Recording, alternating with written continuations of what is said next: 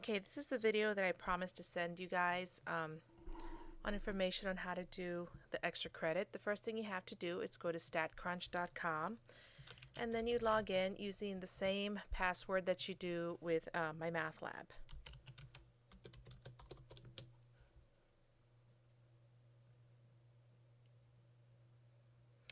So if you haven't joined the group yet, and you need to do that so you can get the actual reports, you have to go again to Explore and to Groups, and then you search our group by just typing in my last name, Darini, D-A-R-I-N-I. And once you find it, it should be the only one that comes up with me as the administrator, so you can go straight into it and join the group. Okay, so once you're in the group, you have these 4 data sets that you can choose from, and what I'd like you to do is to draw some type of graph or find an interesting graph with any of these data sets that you see. Now, by interesting, one that is actually a good graph, not something that has that could be confusing to see, and just talk a little bit about the graph based on what we've learned so far. So let me give you a quick example. I'm just going to choose Chicago murders for now.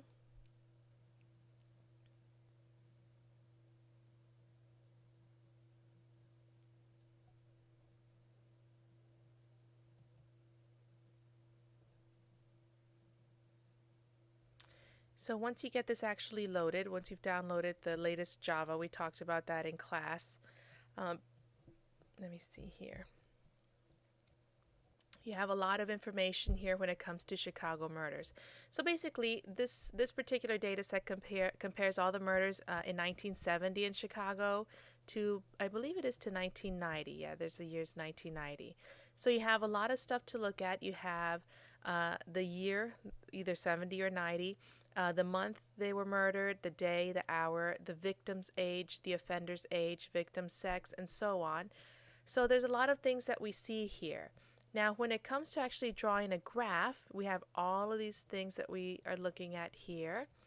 If you click on graphics, that's where you can choose any types of graphs that you want. We've talked about bar plots, we've talked about pie charts, there's histogram, there's stem and leaf. We even talked about box plots and dot plots today. So any of these that you see here, the first ones from dot plot on up, those are probably the ones that are going to be the most useful to work with. Now let me just take a look at pie chart really quick. And we have all this data here when it comes to the pie chart, so I'm just going to click on that.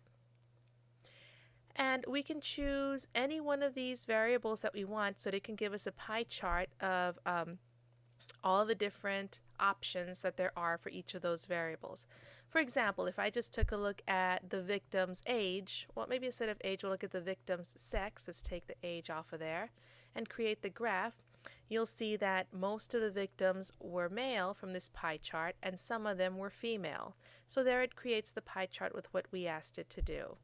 Okay, now if we take a look at a different one, let me just go to graphics and pie chart, and again with data, because we have all the raw data here.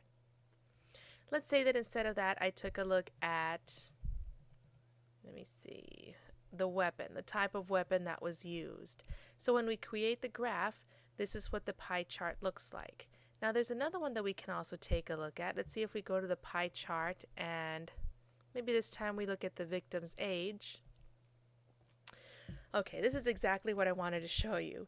There are some times where a pie chart doesn't work very well because we have way too many options, and so the pie chart, everything just gets lost in it and we can't really see what's going on. So I do not want you to hand in something like this where we can't see much about it based on the graph. We don't want to hand in a chart where there's too much information on there that's hard to understand. We want something more like the other ones that we saw before. We can easily do a bar graph. So if we do a bar plot this time, maybe we can do the bar plot with, maybe we can do the race of the victim. So here we have a particular bar plot. We can talk about this one. You know, you can say, if you see this bar plot, for example, you can talk about whether it's symmetric, whether it's skewed, or any type of bar chart that you use. Is it skewed? Is it symmetric? If it is, should we use the median for central tendency? Just talk about the different things that we've learned so far about graphs. Now, once you have the graph and you choose one that you think is interesting, it's very easy to cut and paste this into any type of document.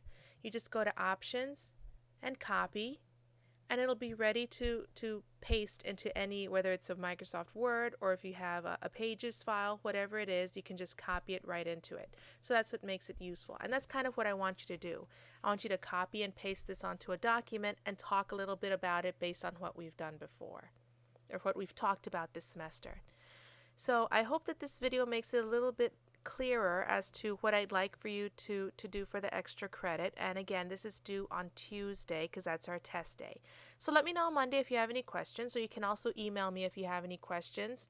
And you can even send me the document ahead of time, and I'll let you know if you could if you should change anything to make it a bit better. So as long as you give it to me by Monday, I can tell you stuff to correct to get the whole 5 points on Tuesday.